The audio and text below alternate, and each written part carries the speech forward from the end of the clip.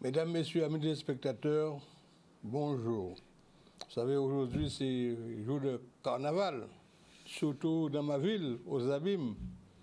La grande parade se fera aux Abîmes cet après-midi et nous invitons bien entendu tous nos amis en vacances, les touristes et autres, de se rendre au stade des Abîmes pour voir comment les choses sont agréables chaque année dans le cadre des manifestations que nous organisons aux Abîmes avec le groupe Kazakh. Félicitations au groupe parce que chaque année, les choses vont toujours crescendo, évidemment avec l'aide de la municipalité, certes, mais aussi de Cap Excellence. Et nous sommes très heureux de vous annoncer que ça va être très intéressant cet après-midi aux Abîmes. Venez-y, nous vous attendons. Autrement dit, ce matin, nous avons appris avec satisfaction que le président de la République a promulgué la loi immigration. Donc, je veux rassurer la communauté haïtienne, dominicaine et de Saint-Domingue de Guadeloupe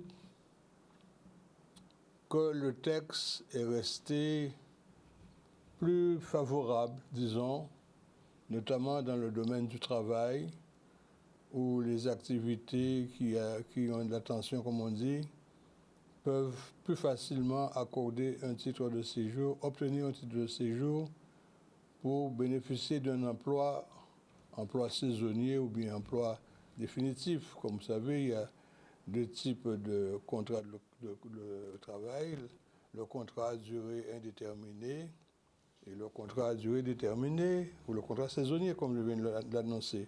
Donc, il vous sera beaucoup plus facile d'obtenir une autorisation de travail dans l'agriculture, dans le bâtiment, travaux publics, pour que vous puissiez gagner votre vie et en conséquence pouvoir aider vos parents à rester en Haïti où les choses ne sont pas très intéressantes en ce moment.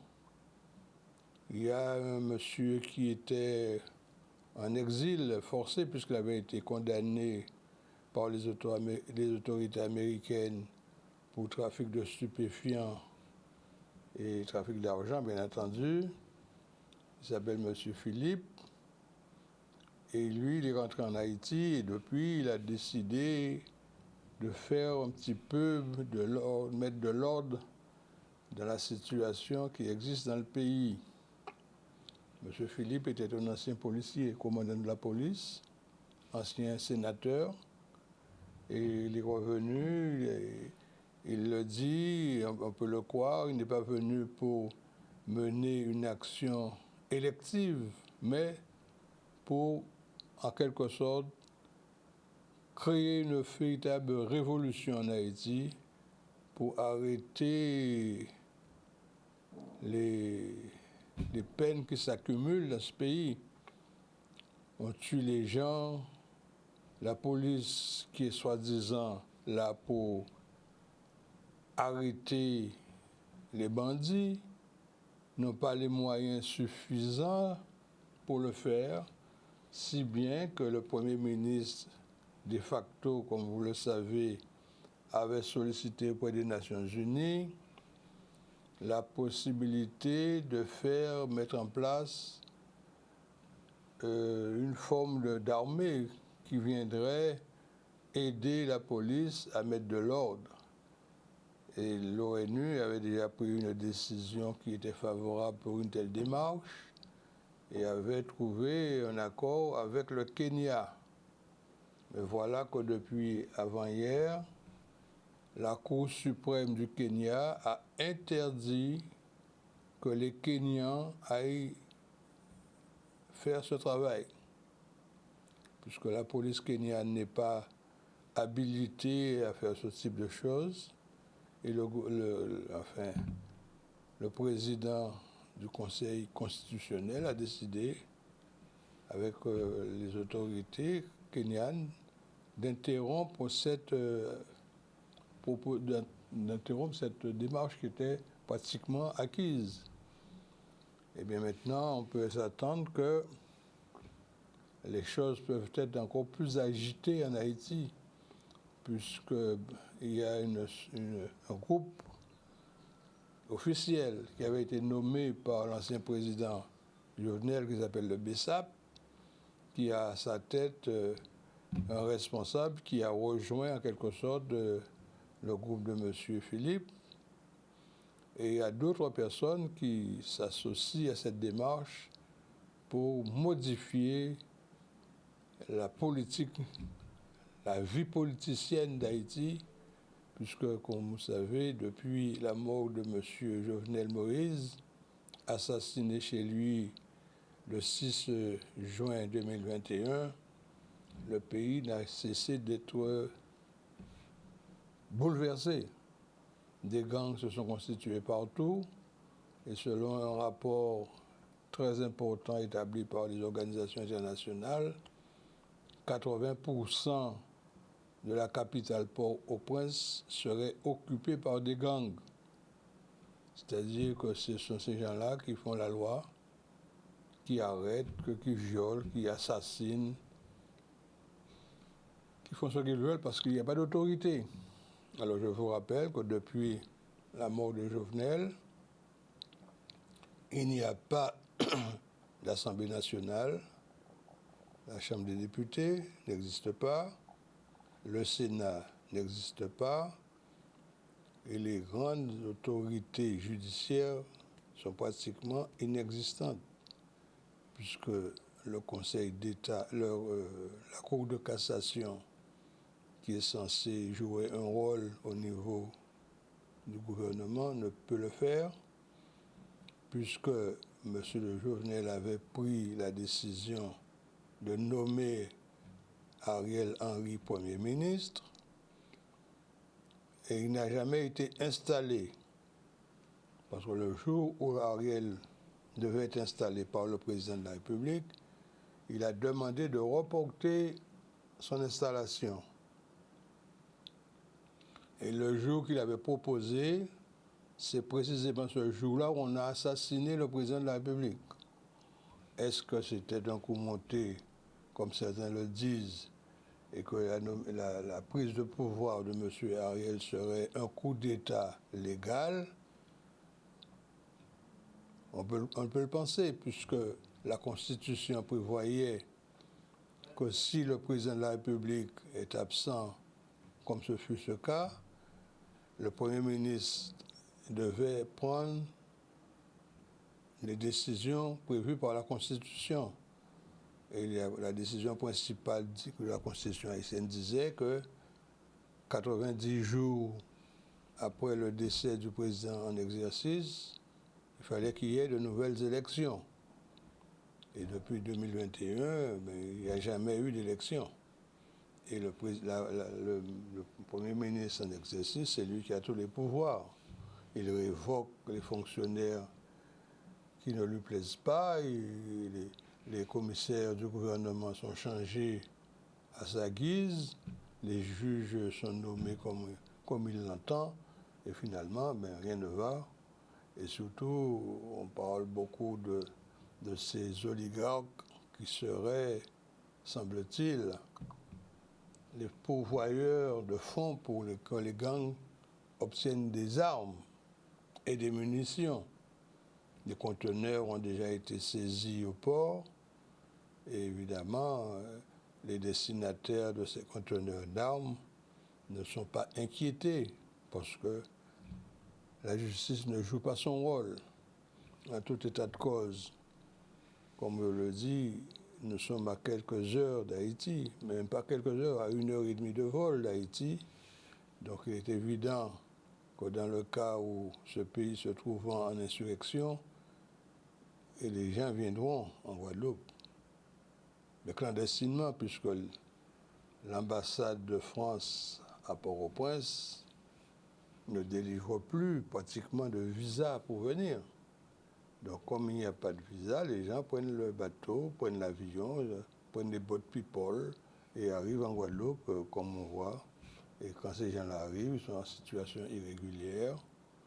Et le plus souvent, ils se cachent et ne font pas les déclarations adéquates. puisque la loi dit, le Code de l'entrée et du séjour des étrangers et du droit d'asile dit que vous devez, 2 mois après votre arrivée en France, faire une demande de régularisation.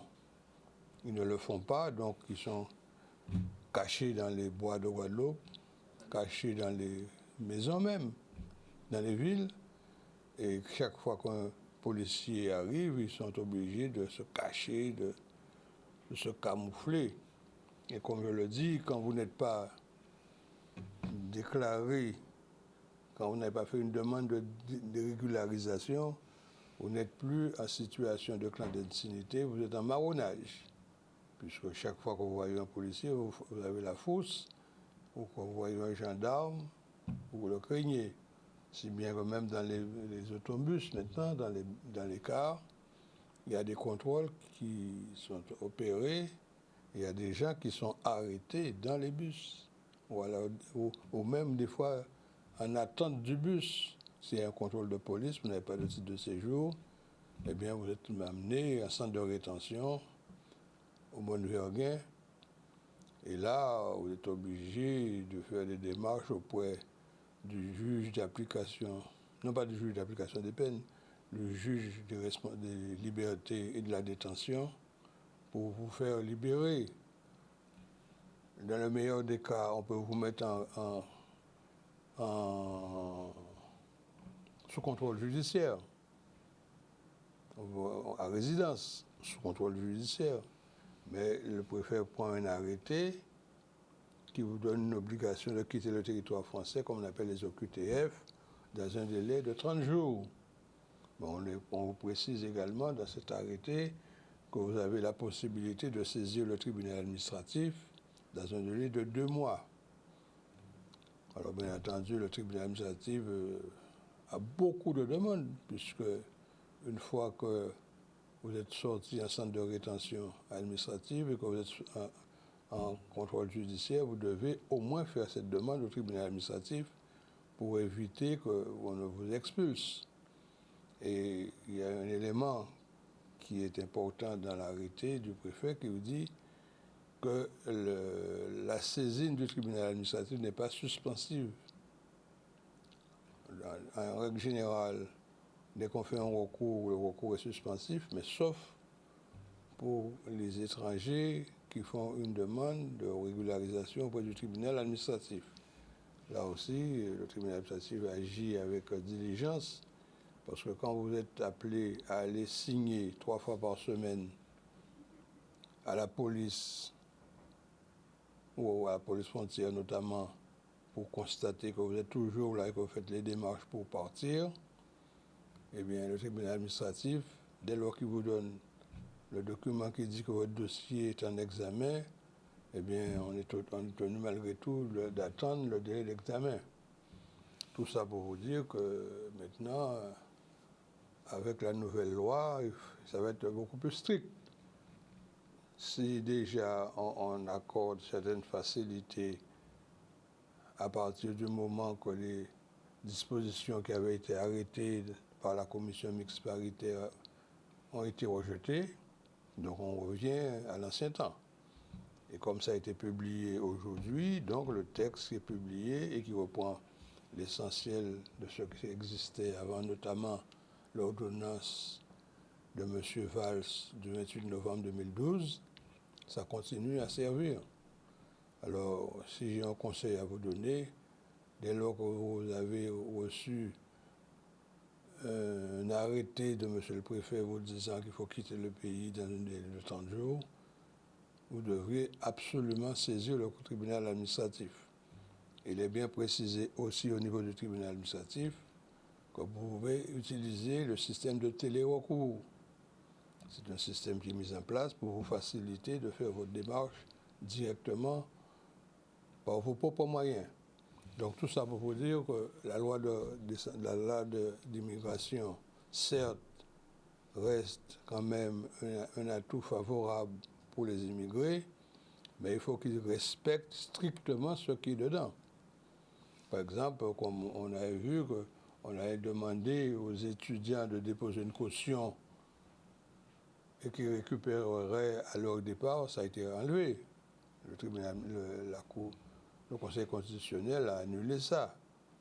Et toutes les demandes qui avaient été proposées par le Sénat et la commission mixte concernant les actions sociales ont tous été annulées. Donc, et comme on avait Mme Borne, dans sa grande gentillesse, je dirais même, avait enlevé le texte qui parlait de l'aide médicale de l'État, donc ça reste pareil. Les étrangers continueront à bénéficier de l'aide médicale, l'AME, de l'État pendant leur séjour. Mais, comme je vous dis, l'important, c'est de faire sa déclaration de présence. Vous avez 2 mois quand vous êtes arrivé en Guadeloupe, en France, pas seulement en Guadeloupe, en France. 2 mois pour présenter une demande de régularisation. Alors, faites-le, saisissez le sous-préfet, parce que c'est actuellement, avant c'était à Bas-Terre qu'on le faisait, mais maintenant on le fait à Pointe-à-Pitre, notamment parce qu'il y a une décision qui a été prise pour créer un pôle départemental de l'immigration à Pointe-à-Pitre et que le sous-préfet de Pointe-à-Pitre est là pour enregistrer les demandes. Voilà, mesdames, messieurs, ce que je voulais vous dire sur le plan strictement de l'immigration. C'est une victoire pour les socialistes, les progressistes, défaite pour le camp le péniste, certes, mais comme il y a des députés LR qui soutenaient justement tout particulièrement les dispositions qui avaient été prises par le Sénat, mais c'est une défaite pour eux. C'est une défaite. Et le président LR, M. Ciotti, a même contesté l'existence du Conseil constitutionnel et de sa composition. Vous vous rendez compte, depuis le temps que le Conseil constitutionnel existe, voilà que ce président de LR conteste l'existence même du Conseil constitutionnel, puisque le Conseil constitutionnel a pris une décision qui ne lui est pas favorable. C'est comme ça, donc autrement, quand on parle de démocratie, ben, ces gens-là même qui parlent de démocratie devaient peut-être revoir leur copie. La démocratie est la possibilité de se faire sanctionner quand on commet une faute. C'est ça, la démocratie. Vous avez fait quelque chose de bien, vous êtes félicité, vous avez fait quelque chose de mal, vous êtes sanctionné. Voilà. Donc c'est le cas. Alors, ce que je voulais vous dire, je ne vais pas vous prendre la tête davantage aujourd'hui, puisque comme vous savez, c'est le carnaval, le soleil brille, quoiqu'on a dit à la météo qu'il pourrait y avoir quelques petits nuages cet après-midi. Les carnavaliers s'en moquent éperdument des nuages. Hein. Quand ils sont dans le mouvement, c'est la guéguidon. Je ne vous dis pas de faire comme certains font, qu'on déplore, mais je ne dirai pas le nom du groupe. D'autant plus que c'est un ami à moi qui est à la tête de ce groupe.